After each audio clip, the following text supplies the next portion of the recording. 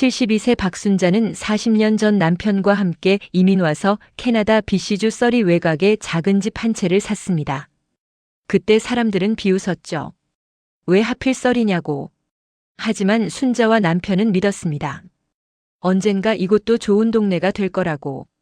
세월이 흘렀습니다. 남편은 10년 전 세상을 떠났고 순자는 혼자 이 집을 지키며 살아왔습니다. 집은 낡았지만 남편과의 추억이 가득한 곳, 그리고 아들 민수가 온 가족을 위해 지켜낸 집이기도 했습니다. 어느 토요일 오후 아들 민수가 며느리 제시카와 함께 찾아왔습니다. 민수는 건설 프로젝트 매니저입니다. 20년 전 건설 현장에서 시작해 기술을 배우고 야간 대학을 다니며 지금의 자리에 올랐습니다. 며느리 제시카는 민수와의 결혼 전에 2번이나 이혼한 사실을 숨기고 결혼했습니다. 민수는 용서했지만 순자는 그런 제시카가 탐탁치 않았고 싫었습니다. 제시카는 최근 들어 시어머니 집에 유난히 관심이 많았습니다. 제시카가 집 안을 둘러보며 인상을 찌푸렸습니다. 어머님, 이 동네는 정말 위험해요. 어제도 뉴스에서 서리 총격 사건 봤잖아요. 민수도 걱정스럽게 말을 꺼냈습니다. 엄마, 제시카가 좋은 시니어홈 알아보고 있대요. 깨끗하고 안전한 곳으로 알아봐달라고 제가 부탁했어요. 제시카가 그런 거는 꼼꼼하게 잘하니까요. 차에 돌아가는 길 제시카가 민수에게 속삭였습니다. 당신이 20년 전에 희생해서 지킨 집이잖아요. 당신 거나 마찬가지예요. 순자는 고개를 저었습니다. 난 이 집이 좋아. 아버지 추억도 있고. 민수가 얼마나 고생해서 지킨 집인데. 두 사람이 돌아간 후 순자는 오래된 앨범을 펼쳤습니다. 20년 전 사진이 있었습니다. UBC 입학 허가서를 든 젊은 민수. 그리고 그 옆에 암 투병 중인 남편. 여보, 우리 민수가 얼마나 착한 아이였는지 기억하시죠? 학교도 포기하고 가족을 위해.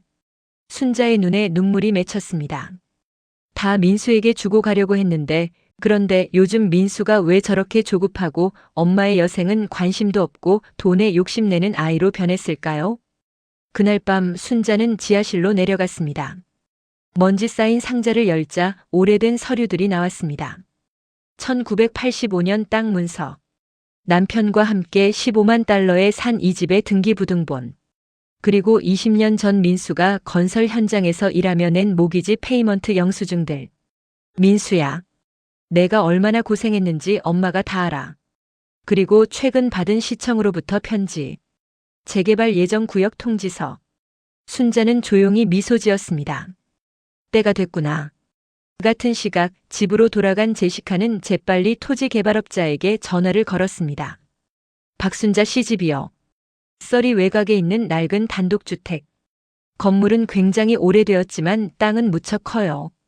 얼마에 빨리 처분할 수 있을까요? 제가 현금이 좀 급하게 필요해서요. 제시카가 전화를 끊고 민수에게 다가왔습니다. 여보, 그 집은 당신이 지킨 거예요.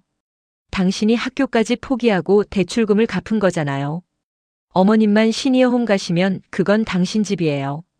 민수가 불편한 표정으로 말했습니다.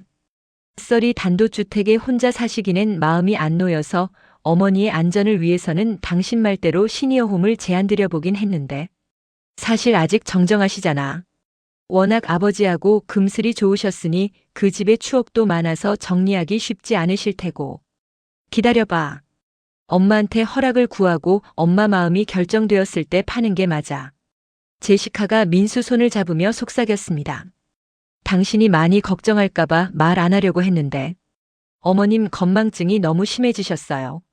제 이름도 가끔 잊어버리시고 심지어는 집에 수돗물이나 가스를 켜놓고 외출하신 적도 있어요. 당신 희생이 헛되지 않게 해야죠. 우리 미래를 위해서. 일주일 후 제시카는 고급 레스토랑에서 부동산 개발업자를 만났습니다.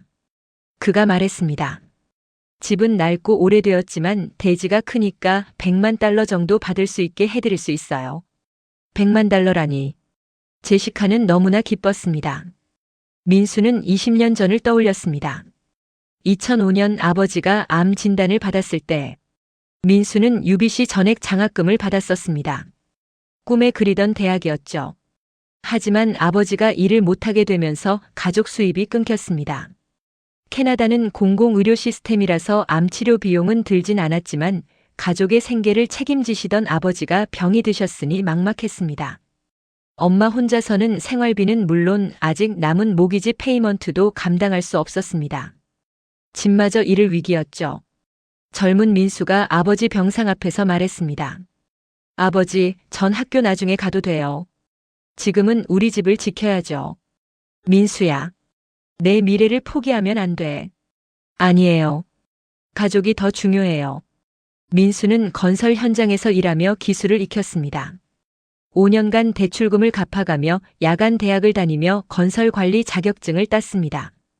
그리고 아버지가 돌아가시고 나서는 건설 프로젝트 매니저가 되었습니다.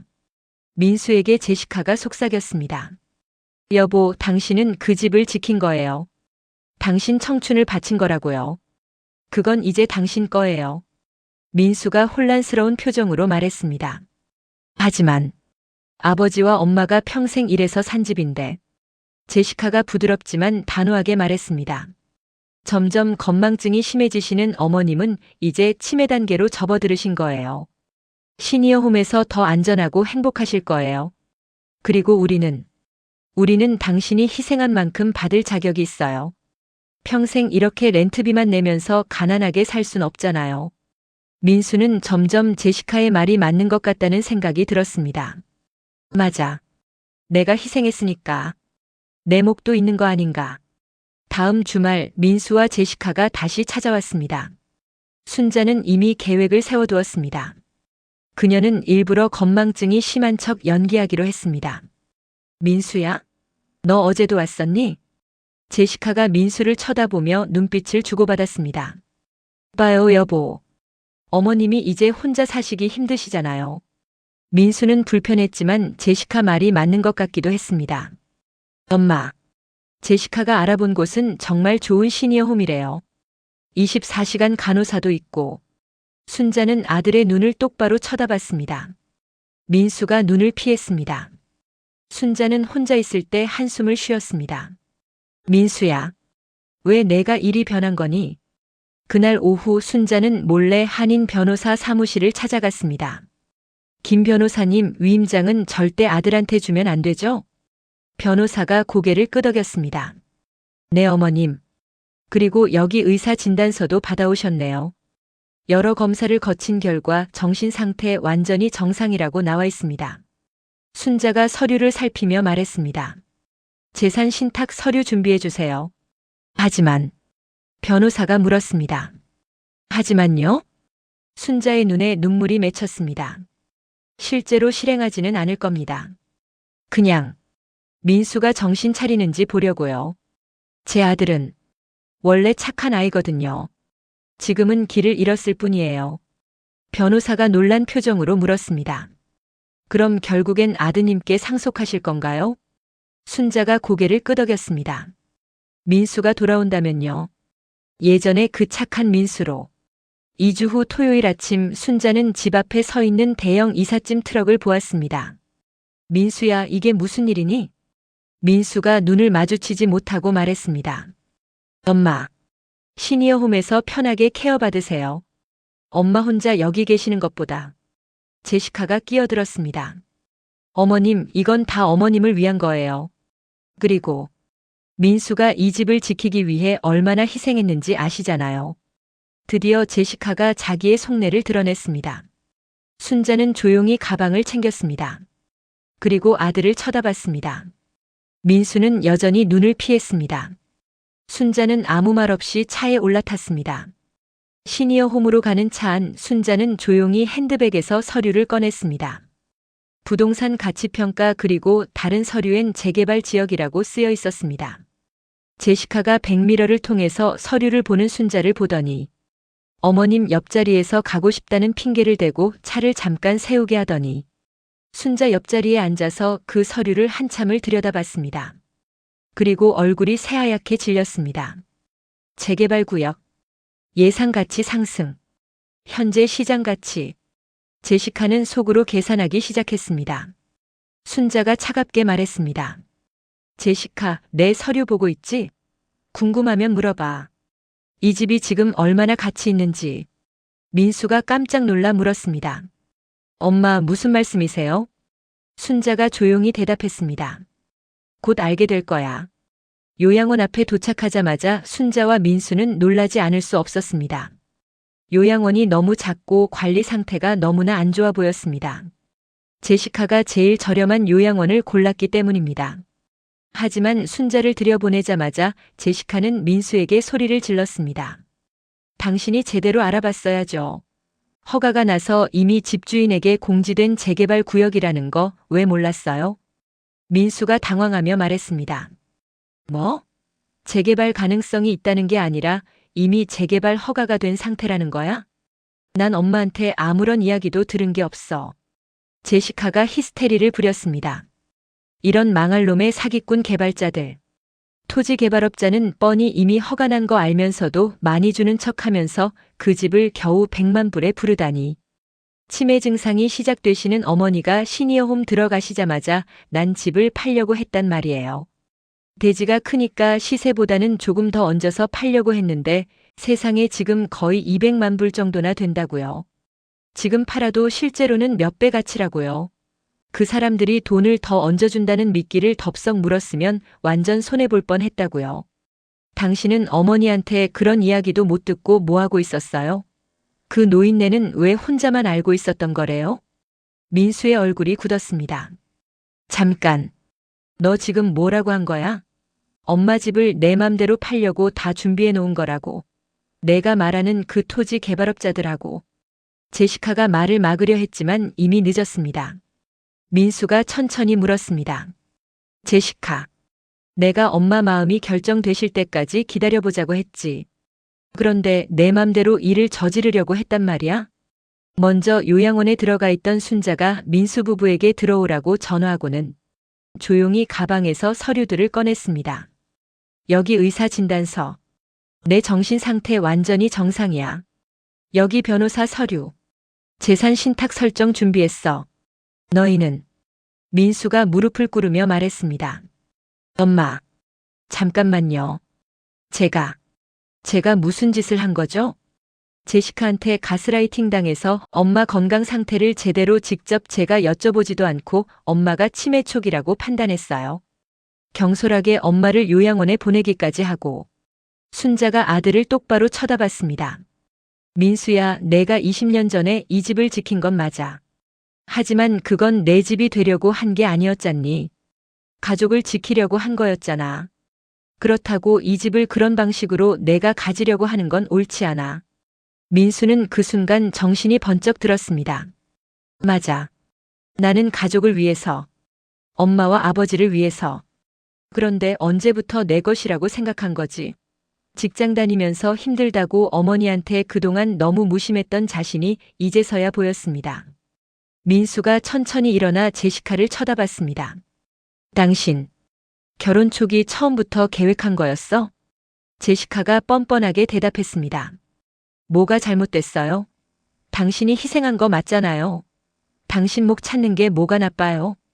민수가 쓸쓸하게 웃었습니다. 내 목. 나는 몫을 바라고 희생한 게 아니었어. 그냥 사랑하니까 한 거였는데. 제시카가 비웃었습니다. 사랑? 그 사랑이 우리한테 뭘 줬어요? 우린 아직도 렌트 아파트에 살잖아요. 민수가 조용히 말했습니다. 내가 나랑 만나기 전에 2번이나 이혼한 사실을 숨겼을 때도 나는 너를 용서해줬어. 죽을 힘을 다해서 이해하려고 애써서 내린 결정이었어. 하지만 난 이제 너의 바닥까지 다 봐버렸어. 이혼하자. 제시카가 놀라 소리쳤습니다. 뭐라고요? 민수가 단호하게 말했습니다. 나 이제 정신 차렸어. 당신이 나한테 한 게 뭔지 이제 알겠어. 가스라이팅이었어. 나를 이용한 거였지. 돈을 갚기 위해서. 제시카는 짐을 싸서 택시를 타고 떠났습니다. 순자는 멀리서 그 모습을 지켜보았습니다. 민수가 벤치에 주저앉아 울었습니다. 민수가 스스로 깨달을 시간이 필요했습니다. 이혼 후 1개월. 민수는 서리 외곽의 작은 원룸으로 이사했습니다. 제시카는 위자료를 받고 토론토로 떠났습니다.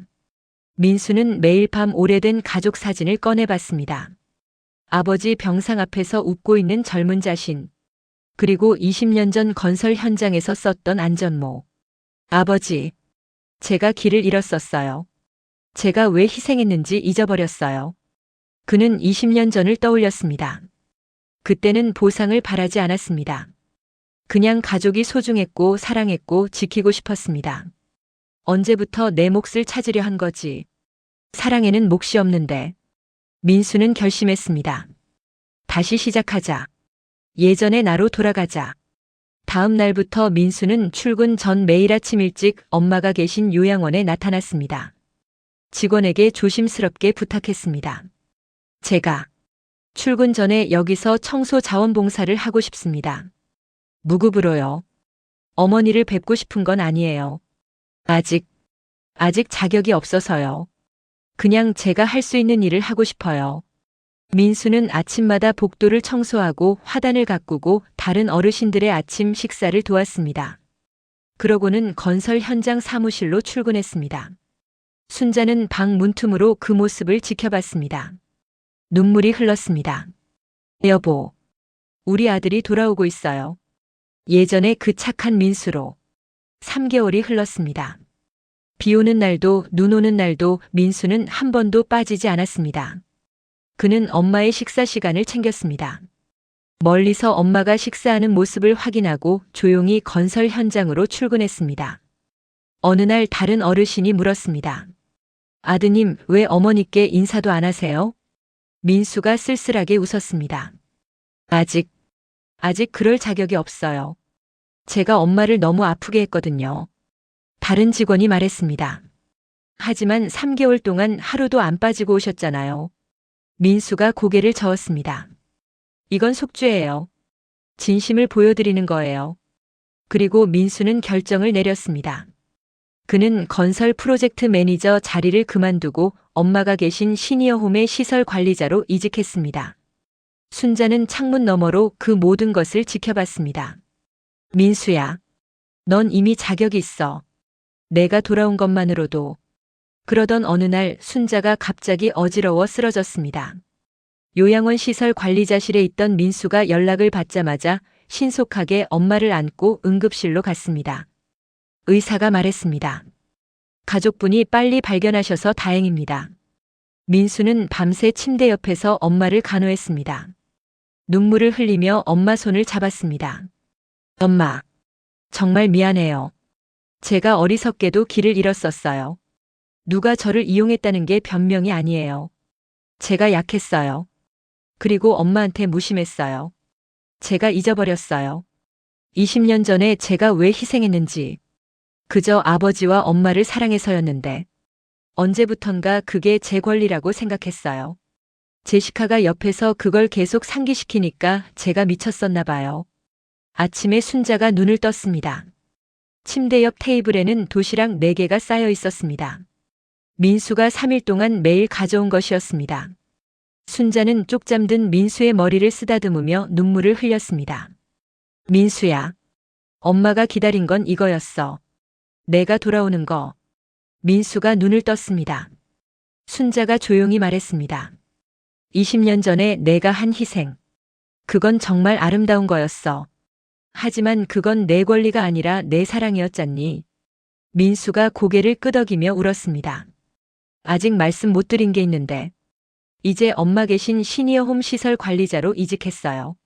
매일 가까이서 엄마 볼 수 있어요. 순자는 이미 알고 있었습니다. 요양원에서 늘 아들이 곁에 있음을 느끼고 행복했었습니다. 프로젝트 매니저는 완전히 그만뒀어? 민수가 웃으며 대답했습니다. 네. 이게 제가 정말 원하던 거예요. 일도 하고 엄마도 모시고. 순자가 아들 손을 꼭 잡았습니다. 천천히 다시 시작하자. 순자의 집은 재개발로 철거됐습니다. 그녀는 웨스트 밴쿠버의 바다가 보이는 펜트하우스로 이사했습니다. 민수가 짐을 날라주며 물었습니다. 엄마, 저도 여기 같이 살까요? 순자가 고개를 저었습니다. 아니야. 넌 내 힘으로 다시 시작해야 해. 스스로 서는 게 중요해. 민수가 자랑스럽게 말했습니다. 네, 엄마. 저 이제 시니어홈 일하면서 한인 커뮤니티 센터에서도 자원봉사해요. 어려운 청년들한테 제 경험 나눠주는 거예요. 희생은 사랑이지 권리가 아니다라고 가르쳐주고 있어요. 순자와 민수는 펜트하우스 발코니에서 잉글리시 베이의 석양을 함께 바라봤습니다. 순자가 조용히 말했습니다. 여보, 우리 아들 돌아왔어요. 40년간 고생한 써리집에서 떠나서 이제 바다가 보이는 펜트하우스로 이사 왔어요. 그리고 우리 민수가 다시 예전의 그 착한 아이로 돌아왔어요. 민수가 엄마 어깨에 담요를 덮어주었습니다. 벽에 걸린 가족 사진. 젊은 순자, 세상 떠난 남편, 어린 민수. 진짜 재산은 부동산이 아니라 가족의 사랑입니다.